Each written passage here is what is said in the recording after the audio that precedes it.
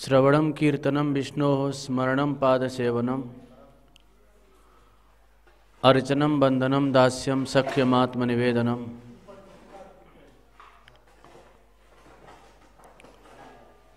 सप्तम स्कंद के पंचम अध्याय में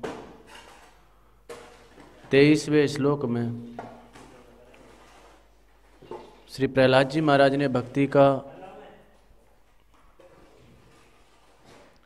अनुष्ठान क्रम बताया।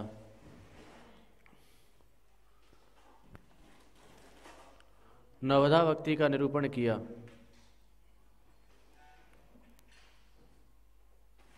श्रवणम कीर्तनम विष्णोः स्मरणम पादसेवनम। विष्णोः श्रवणम, प्रभु की पावन लीला कथा, उनका दिव्य नाम, इनका श्रवण करना। द्वितीय प्रकार वाणी से उनकी पावन लीलाओं का, उनके पावन नामों का कीर्तन करना। तृतीय प्रकार मन से उनका स्मरण करना। चतुर्थ प्रकार पाद सेवनम। पाद सेवनम से तात्पर्य है प्रदक्षिणा आदि करना, उनके श्री विग्रह के दर्शन करना, तीर्थाटन करना, यह पाद सेवनम से गृहीत है। पंचम जो प्रकार है अर्चनम। अर्चनम से तात्पर्य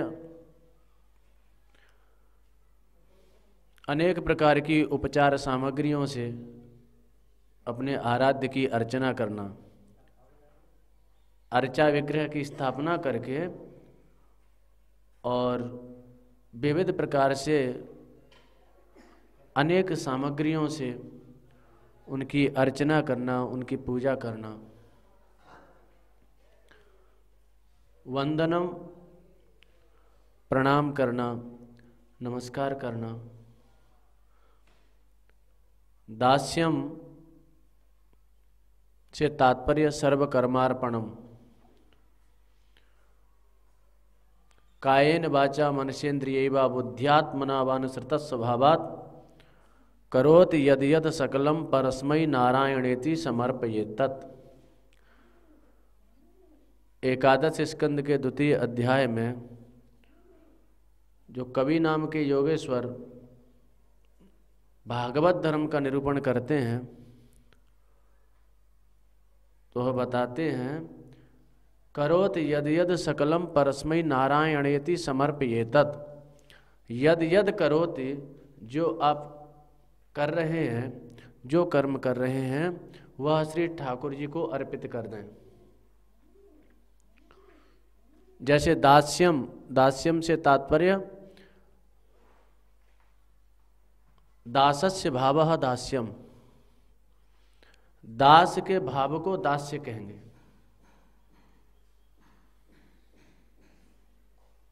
दास का भाव, सेवक का भाव। हम सेवक हैं, श्री ठाकुर जी हमारे आराध्य हैं, हमारे स्वामी हैं, हम उनके दास हैं। इस भाव से कर्म करना। अष्टम प्रकार है सख्यम। सख्यम से तात्पर्य है सख्य भाव में विश्वास का प्राधान्य रहता है। प्रभु की कृपा का सर्वत्र सर्वदा अनुसंधान करना।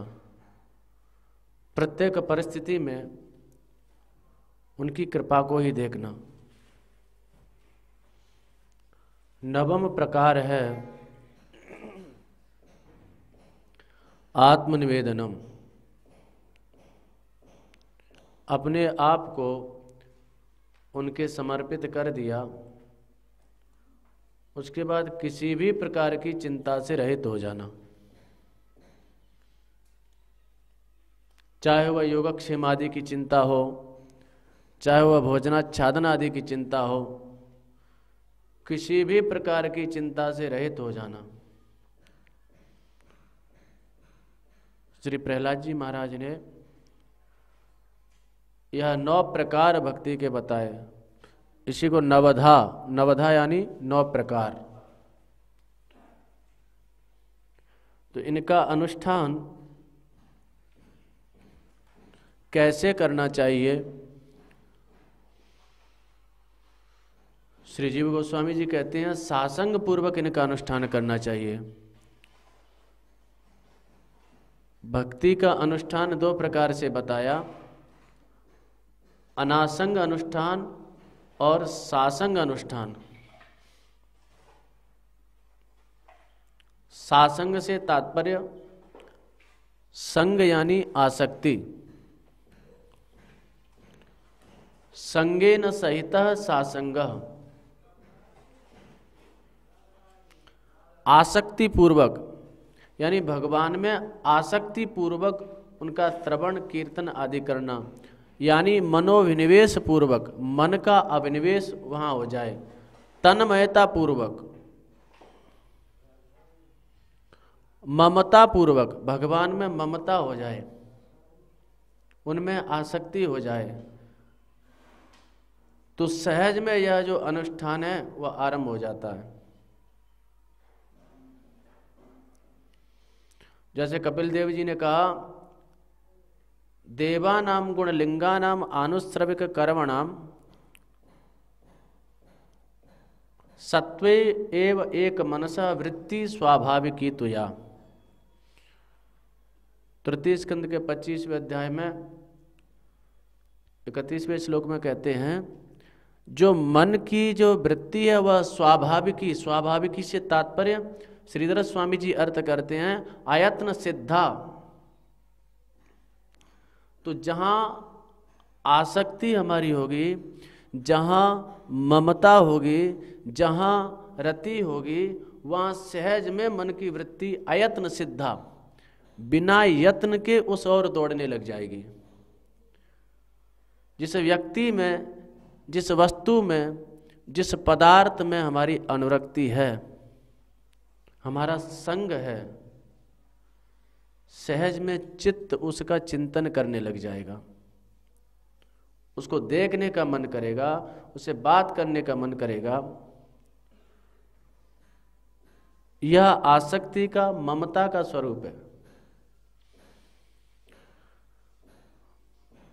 माँ होती है, बेटे में सहज उसकी आसक्ति होती है, सहज उसकी ममता होती है, तो उसको भिन्न प्रकार से माला आदि लेकर के बेटे का चिंतन नहीं करना पड़ता, क्योंकि उसकी सहज आसक्ति है, सहज ममता है, तो निरंतर बेटे का चिंतन सहज में चलता रहता है।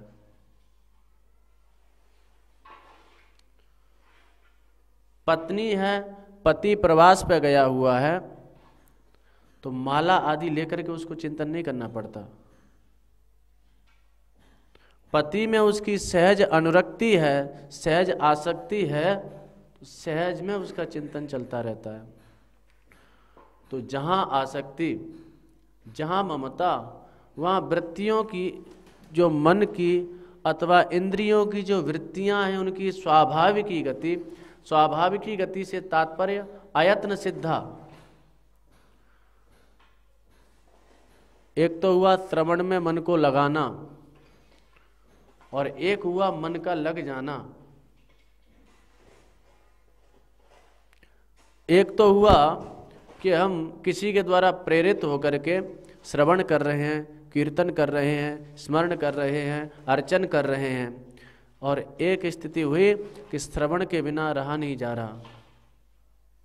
श्री ठाकुर जी की कथा के बिना चित्त बेचैन होने लग गया, कीर्तन के बिना चित्त बेचैन होने लग गया, कीर्तन के बिना रहा नहीं जा रहा, स्मरण के बिना रहा नहीं जा रहा। उस काल में इतर जो वस्तुएं हैं वह बाधा के रूप में अनुभव होने लगी। ऐसी श्री ठाकुर जी में आसक्ति हो जाए, ममता हो जाए, अनुरक्ति हो जाए, इसी को आचार्यों ने भक्ति कहा। अनन्य ममता विष्णु। श्री ठाकुर जी भी गीता में कहते हैं 8वें अध्याय के 14वें श्लोक में, अनन्य चेता सततम यो मां स्मरति नित्यसः तस्याहम सुलभः पार्थ नित्य युक्तस्य योगिनः। हे पार्थ, अनन्य चेता का तात्पर्य जिनका चित्त अन्यत्र नहीं जा रहा, मेरे से पृथक किसी वस्तु में जिनका चित्त नहीं जा रहा। अनन्य चेता, अन्य चेता से तात्पर्य अन्य में चित्त चला गया, वस्तु में चला गया, पदार्थ में चला गया, कुटिया में चला गया, वस्त्रों में चला गया, अर्थ में चला गया, तो वह अन्य चेता हो गया। यानी उसके चित्त की गति अन्यत्र हो गई, भगवान से पृथक हो गई।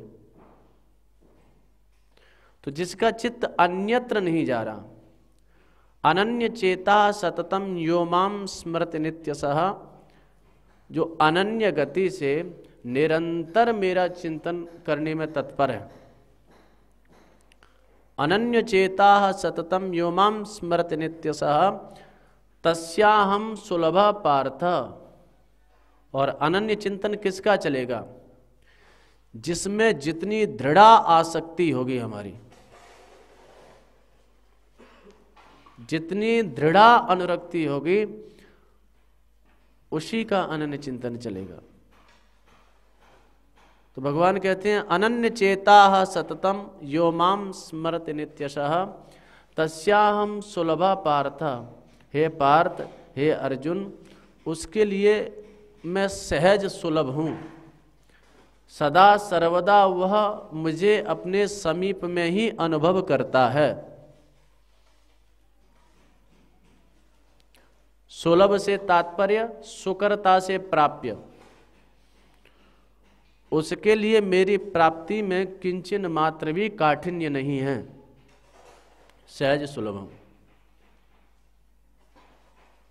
तस्याहम सुलभा पार्थ नित्य युक्तस्य योगिनः।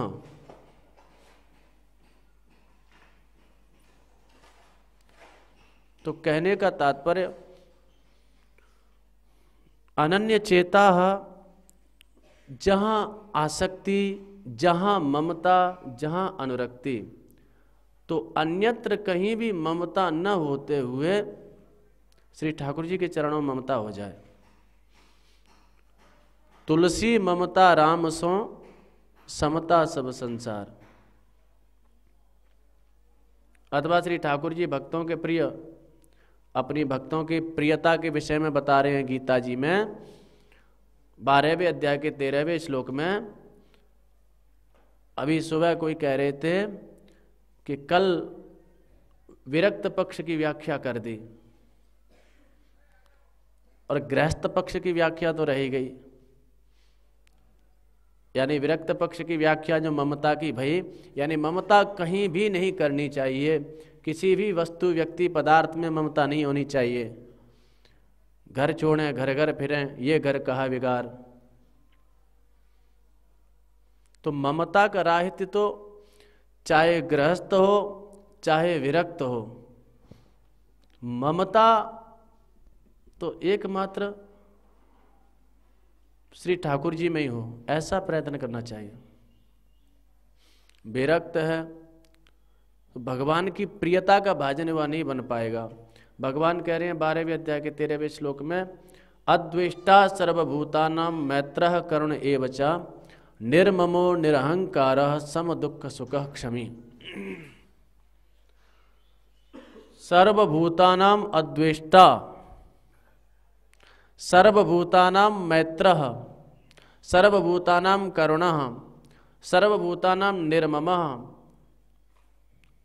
किसी भी प्राणी से द्वेष न करना, सभी के प्रति सौहार्द का भाव रखना, सभी के प्रति करुणा का भाव रखना और सभी के प्रति निर्ममता। करुणा भी हो और ममता भी न हो।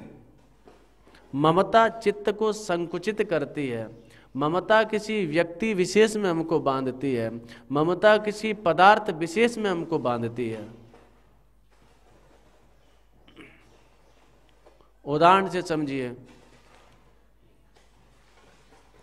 10 लोग हैं, 10 में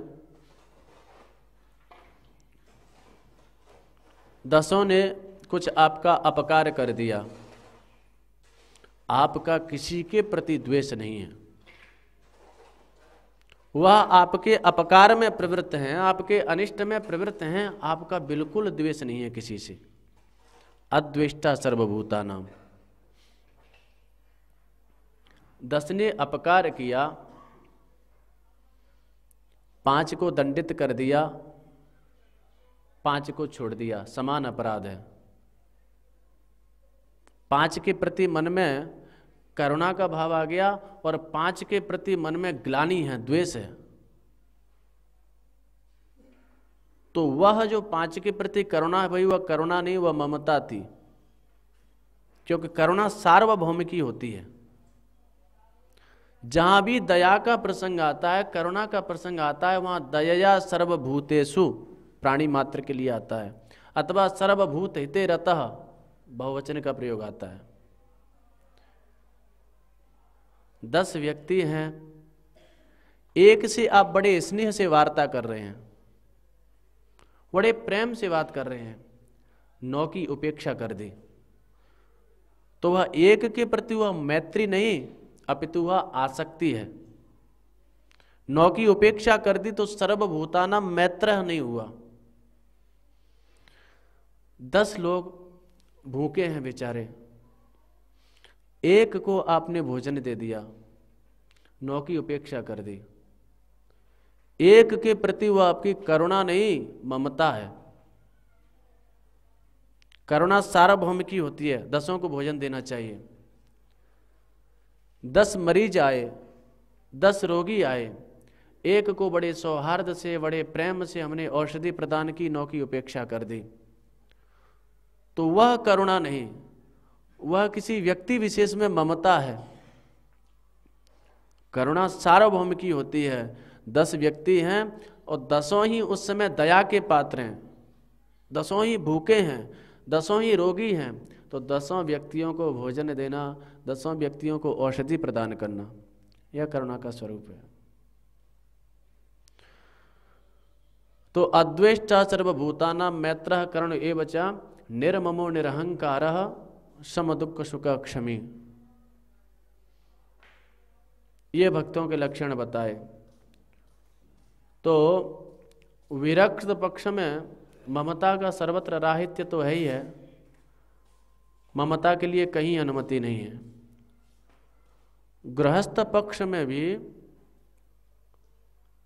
जो गृहस्थियों के लक्षण बताए 7वें स्कंद के 14वें अध्याय में, वहाँ श्री सुखदेव जी कहते हैं, यावदर्थमुपासीनो देहे गेहे च पंडितः विरक्तो रक्तवत लोके नृलोके नरताम न्यसेत। जितना हमारा प्रयोजन है, यावदर्थमुपासीनो देहे गेहे च पंडिता, घर में अथवा घर के जो संबंधी जन हैं, पत्नी पुत्र भ्राता सुहृद मित्र आदि जो हैं, जितना प्रयोजन है उतना व्यवहार करे। यावदर्थो माने जितना प्रयोजन, यावदर्थो उपासीनो देहे गेहे च पंडितः विरक्तो रक्तवत लोके नृलोके नरताम न्यसेद। अंदर से वैराग्य का भाव रहे, अंदर से मन से किसी से चिपके नहीं। विरक्तो रक्तवत लोके, तो क्या पत्नी है, बच्चे हैं, माता पिता हैं, इन सबको छोड़ दें? क्या ये सबके प्रति क्रूरता का व्यवहार ये निर्ममता का स्वरूप होगा? नहीं, ऐसा नहीं कहा जा रहा। आपके अंदर यदि इतनी दृढ़ता है, दृढ़ वैराग्य है, तब तो यदहारेव तदहारेव प्रवर्ज्येत। तो श्रुति कहती है कि जिस दिन दृढ़ वैराग्य मन में उदित हो जाए उसी क्षण सर्वस्व का परित्याग कर देना चाहिए। इतनी दृढ़ता नहीं है तो विरक्तो रक्तवत लोके नृलोके नरतम न्यसेत, अंदर से विरक्त और व्यवहार कैसा करे, रक्तवत, जैसे कितना अनुरक्त है हम में। विरक्तो रक्तवत लोके नृलोके नरताम न्यसेद, यानी चित्त में वैराग्य का भाव, निरंतर यह स्मरण करते रहना कि वस्तुतः किसी व्यक्ति विशेष से, जो भी मेरे बंधुजन हैं, पता नहीं यह कहाँ से आए, मैं कहाँ से आया, वस्तुतः मेरा साक्षात संबंध किसी से नहीं है, साक्षात संबंध केवल श्री ठाकुर जी से है। लेकिन कुछ काल के लिए जो यह भूमिका हमको दी है, जैसे पुत्र हो गया तो श्री ठाकुर जी ने हमको पिता की भूमिका दे दी। हमारे पिताजी हैं तो पिताजी के प्रति हमको पुत्र की भूमिका दे दी। पत्नी है तो पत्नी के प्रति पति की भूमिका दे दी। पति है तो पति के प्रति पत्नी की भूमिका दे दी। तो जो भूमिका दी है उस भूमिका को निभाना है, एक अभिनय करना है। जैसे अभिनेता लोग होते हैं, अभिनय करते हैं, चलचित्र देखते हैं, अभिनेत्री कहीं की, अभिनेता कहीं का, और जब अभिनय करते हैं तो परस्पर में ऐसा सौहार्द प्रकट करते हैं, कुछ अभिनय को देख करके कोई ये नहीं कह सकता कि ये पृथक पृथक है। वस्तुतः अभिनेता का वैयक्तिक जीवन उससे पृथक है, उसका भिन्न परिवार है, भिन्न घर है। अभिनेत्री का वैयक्तिक जीवन पृथक है, लेकिन अभिनय काल में ऐसा दर्शाते हैं कि ये दोनों अभिन्न हैं। यह इसकी पत्नी है, यह इसका पति है, यह इसका भाई है, यह इसकी बहन है, अभिनय काल में। तो श्री सुखदेव जी कह रहे हैं कि विरक्तो रक्तवत लोके, रक्तवत इसमें वति प्रत्यय पाणिनीय व्याकरण के अनुसार, तेन तुल्यम क्रिया चेदवती, पाणिनि जी का सूत्र है कि जहां क्रिया में तुल्यता दिखानी हो वहां तृतीयांत पद से वति प्रत्यय होता है। जैसे ब्राह्मणेन तुल्यम अधीते, ब्राह्मणवद अधीते, कोई क्षत्रिय बालक है, कोई वैश्य बालक है, वह ब्राह्मण बालक की भांति अध्ययन कर रहा है तत्परता से। तो अध्ययन करना क्या हुई, एक क्रिया हुई। तो उस अध्ययन क्रिया में तुल्यता दिखाने के लिए, यानी वह बालक जो क्षत्रिय बालक है वह ब्राह्मण बालक की तरह अध्ययन में रत है, तो वहां कहेंगे ब्राह्मणवद अधीते। जो अध्ययन क्रिया में दोनों की में तुलना है तो वहां वति प्रत्यय होता है। तो उसी प्रकार से यहां रक्तवत, यहां तेन तुल्यम क्रिया चेदवती, इस सूत्र से वति प्रत्यय हुआ। यानी वह वस्तुतः है विरक्त, लेकिन चेष्टा कर रहा है, क्रिया कर रहा है रक्तवत, अनुरक्त की तरह। अनुरक्त है नहीं, अनुरक्त की तरह अभिनय कर रहा है। विरक्तो रक्तवत लोके नृलोके नरताम न्यसेत, ज्ञातयः पितरौ पुत्राः सुहृदो अपरे यदिच्छन्ति यद वदन्ति चान मोदेत निर्ममः। सप्तम स्कंद के 14वें अध्याय में 6वां 7वां श्लोक है। ज्ञातया माने बंधुजन, पितरो यानी माता पिता, भ्रातर यानी भैया आदि, सुहृदय यानी अन्य संबंधी, यद इच्छन्ति यद वदन्ति चान मोदित, जो इच्छन्ति माने जो चाह रहे हैं, जो वदन्ति माने जो कह रहे हैं, अनुमोदित उनका अनुमोदन करे, खंडन किसी का नहीं करे। पुत्र को जो वस्तु आवश्यक है वह पुत्र को प्रदान करे, पिता की भूमिका निभाए, पत्नी को जो अपेक्षित वस्तुएं हैं, उनको जो आवश्यक सामग्री है प्रदान करे, पति की भूमिका निभाए। सच्चा अभिनेता वही है जिसके अभिनय में किसी प्रकार की कोई त्रुटि ना आ पाए। लेकिन अभिनय काल में यह भी स्मरण रखना चाहिए कि मैं केवल अभिनय कर रहा हूं, व्यक्तिगत मेरा इससे कोई संबंध नहीं है। व्यक्तिगत यदि संबंध स्थापित करेगा तो समस्या पैदा हो जाएगी। यदिच्छन्ति यद वदन्ति चान्मोदित निर्ममः। महाभारत का सीरियल आप लोगों ने देखा होगा। एक भीम का अभिनय कर रहा है, कोई अर्जुन का अभिनय कर रहा है, कोई द्रौपदी का अभिनय कर रही है। जो भीम का अभिनय कर रहा है वह व्यक्ति पृथक है। कोई हरियाणा का पहलवान है जिसने भीम का अभिनय किया। जिसने अर्जुन का अभिनय किया वह मुंबई का है अभिनेता। एक हरियाणा का पहलवान है, उसका हरियाणा में अपना घर है, अपने बच्चे हैं, अपना परिवार है। अर्जुन का जिसने अभिनय किया उसका मुंबई में अपना परिवार है, अपना घर है, अपने बच्चे हैं। द्रौपदी का अभिनय जिस युवती ने किया उसका भी अपना एक घर है, अपना परिवार है। लेकिन अभिनय काल में इतना सौहार्द दर्शा रहे हैं जैसे वास्तव में ही ये अर्जुन और ये भीम का जो दोनों अभिनय करने वाले हैं वास्तव में ही दोनों सहोदर भाई हैं। द्रौपदी का जो अभिनय कर रही है वह ऐसा अभिनय कर रही है जैसे वास्तव में ही इनकी पत्नी है। विधिवत विवाह हो रहा है, ब्राह्मण लोग मंत्रोच्चारण कर रहे हैं, और पांडवों का जो अभिनय कर रहे हैं वह भी ऐसा अभिनय कर रहे हैं कि वास्तव में इसके पति हैं क्या।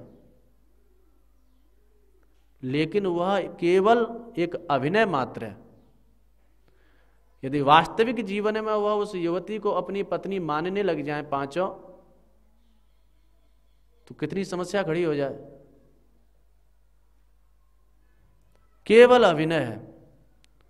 विरक्तो रक्तवत लोके, तो यह गृहस्थ पक्ष में जो ममता की जो व्याख्या व्यवहार निर्वहन करे, श्री सुखदेव जी कहते हैं पुत्र दाराप्त बंधुनाम संगमो पांत संगमः। जैसे पांत संगम होता है, पांत संगम यानी यात्रियों का संग। पुत्र, दारा माने पत्नी, आप्त माने अन्य बंधुजन, इनका जो संग है वह पांत संग है। पांत संग से तात्पर्य यात्रियों का संग। ट्रेन में यात्रा करते हैं, जब दूर की यात्रा करते हैं तो अन्य यात्री भी बैठे रहे होते हैं, तो उन यात्रियों के साथ में हम लोग परस्पर में चर्चा करते हैं, परस्पर में सौहार्द स्थापित हो जाता है। अब चूंकि हमको भी लंबी यात्रा करनी है और जो सामने बैठे हैं उनको भी लंबी यात्रा करनी है, तो परस्पर में सौहार्द की भावना होना तो अच्छी बात है, स्नेह तो होना चाहिए। स्नेह से व्यवहार कर रहे हैं, एक दूसरे से बात कर रहे हैं, लेकिन उस यात्री में ही अनुरक्त हो जाना, यदि उसी में आसक्त हो गए, उसी में ममता हो गई, तो उस यात्री का जब स्टेशन आएगा तो यात्री तो अपने गंतव्य की ओर जाएगा। आपकी ममता उसमें हो गई तो वह उतरेगा और आप रोएंगे। वह अपने गंतव्य को जा रहा है और आप रो रहे हैं, क्यों? उसमें आसक्ति हो गई, ममता हो गई। तो ऐसे ही पुत्र दाराप्त बंधुनाम संगमा पांत संगम या पांत संगम है। जैसे एक ही उस कोच में अनेक सायिकाएं होती हैं, सीट होती हैं, जिसका जहां क्रम है वहां आकर के बैठ जाता है। दुनिया एक डब्बा है, ट्रेन का डब्बा। इसमें हमने भी अपना आरक्षण करा लिया, द्रव्य दिया, द्रव्य से तात्पर्य है कर्म किया। उस कर्म के आधार पर हमने अपना आरक्षण करा लिया, किसी को ऊपर की सीट मिल गई, किसी को नीचे की सीट मिल गई, और इसी डब्बे में हमारे जो बंधु, माता पिता, भैया, पुत्र, पत्नी, इन्होंने भी आरक्षण करा लिया। अब बैठ गए उसी डब्बे में, परस्पर में सौहार्द की चर्चा चल रही है, स्नेह की चर्चा चल रही है। अब जिसका जहां स्टेशन आ जाएगा उसको उतरना पड़ेगा। अभी हम लोग अच्छे खासे चर्चा कर रहे थे कि हमारे जो पिताजी के पिताजी, दादाजी, उनका गंतव्य स्थल आ गया, उनका स्टेशन आ गया, तो वो उतरने लग गए। अपने गंतव्य पर उतरना ही पड़ेगा, और जब वह उतरने लग गए तो हम रोने लग गए। गंतव्य यानी मृत्यु की अवस्था। मृत्यु काल में अपने स्टेशन पर जब उतरने लग गए, यानी जब मृत्यु भई, तो हम रोने लग गए। क्यों? बोले उन यात्री में हमारा चित्त चिपक गया था, और वह यात्री उतरा, दूसरा यात्री आ गया, हमारे छोरा हो गया। यह नया यात्री उस डब्बे में बैठ गया। पुराने यात्री उतरते जा रहे हैं, नए यात्री आते जा रहे हैं, और एक दिन ऐसा आया कि हमारा भी स्टेशन आ गया, हमको भी उतरना पड़ेगा। तो सच्चा यात्री कौन है? जो अपने गंतव्य का ध्यान रखता है, हमको कहाँ उतरना है। यात्रियों के साथ में सौहार्दपूर्ण वातावरण होना तो अच्छी बात है, स्नेह होना तो अच्छी बात है, लेकिन किसी यात्री विशेष में चिपक जाना यह अच्छी बात नहीं है। तो यदिच्छन्ति यदवांछन्ति चानुमोदित निर्ममा, श्री सुखदेव जी कह रहे हैं 14वें अध्याय में 7वें स्कंद में, जो गृहस्थ में निर्ममता की परिभाषा बता रहे हैं। जो चाहते हैं, जो कहते हैं, अनुमोदन करे। हाँ जी, आपने ठीक कहा। रज्जब रोशन कीजिए, जो कोई बोले क्यों ही, हंस के उत्तर दीजिए हाँ भैया यों ही। रज्जब जी ने कहा कोप नहीं करना चाहिए किसी के ऊपर। जो किसी ने कहा क्यों जी यह बात ऐसे ही है, हाँ भैया, राधे श्याम। तो अनुमोदित, अनुमोदन करे, लेकिन निर्ममा, ममता से राहित्य। तो अंदर से विरक्त का भाव, और बाहर जो क्रिया, जो चेष्टा है रक्तवत, अनुरागी की तरह, ऐसा एक अभिनय। जैसे श्री ठाकुर जी से बड़ा अभिनेता कौन होगा? श्याम सुंदर जब अपनी लीला का संवरण किए, संपूर्ण यदुवंश आपस में संघर्ष करके नष्ट हो गया। भगवान की आंखों में एक आंसू आया? नहीं आया। शांत चित्त होकर के बैठे हैं, स्वधाम को प्रस्थान कर गए। सत्यभामा के साथ ठाकुर जी का विवाह हुआ। सत्राजित ठाकुर जी के ससुर जी भय। सत्राजित के पास में स्यमंतक मणि थी। भगवान इधर इंद्रप्रस्थ में आ गए तो सतधनवा आदि ने मिल करके सत्राजित को मार दिया। सत्यभामा बहुत रोई, और सत्यभामा द्वारका से इंद्रप्रस्थ आई।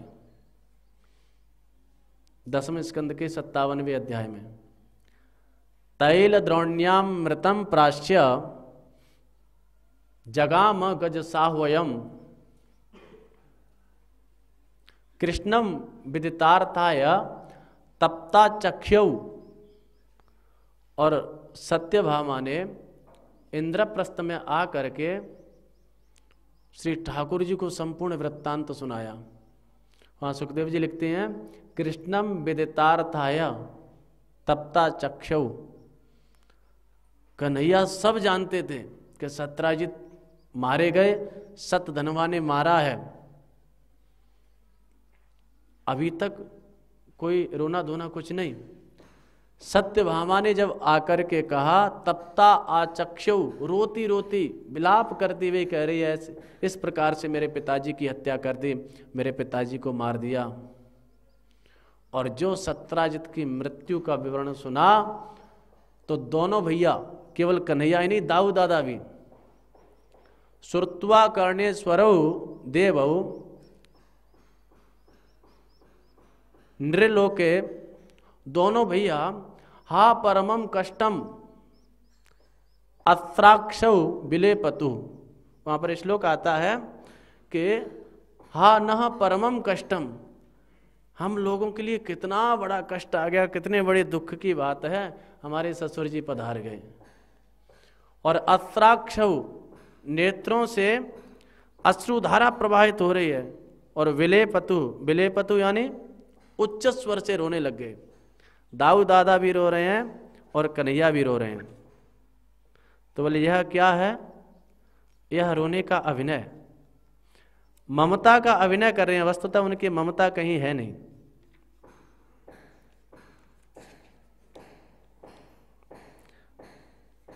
ये आता है 57वें अध्याय में 8वां 9वां श्लोक।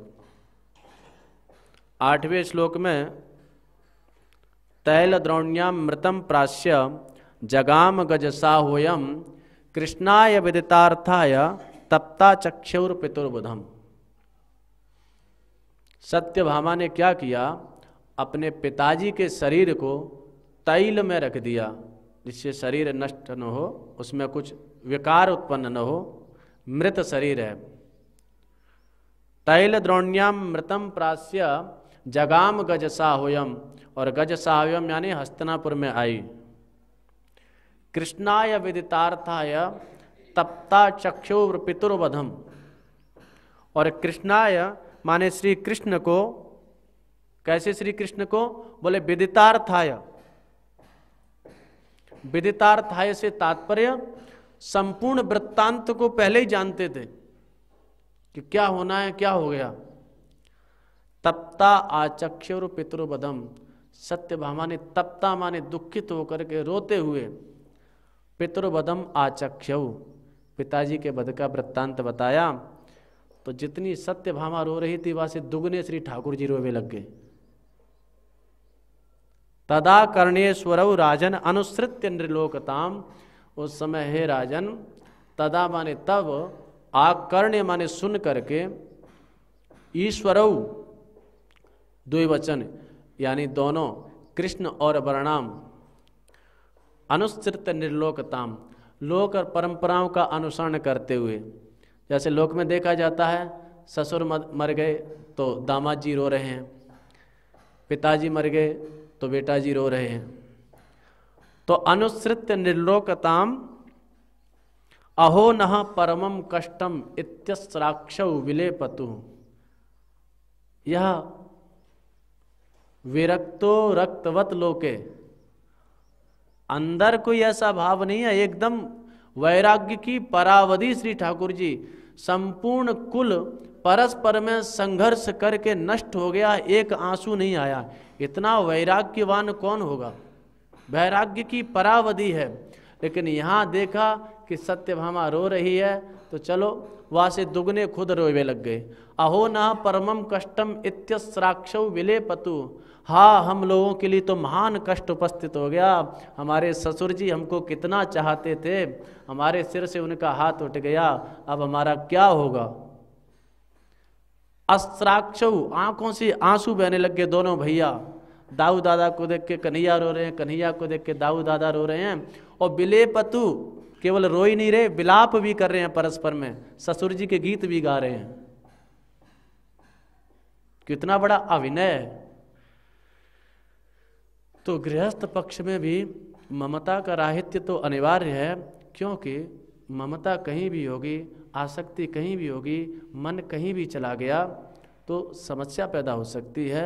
वह अन्यत्र गया हुआ मन श्री ठाकुर जी के मध्य में, श्री ठाकुर जी से हमको बहुत दूर कर सकता है, हमको अनेकानेक जन्मों तक ले जा सकता है, हमारी अनेकानेक योनियों का कारण हो सकता है। मृग में अनुराग हो गया था भरत जी का। गोसाई जी ने लिखा, एक मृगा के कारण भरत धरी द्वै देह, तुलसी उनकी कौन गति जिनको नाना नेह। एक मृगा शक्ति से भरत जी को 2 शरीर लेने पड़े, 2 शरीर, यहां तक कि उसी समय भगवत प्राप्ति होनी थी।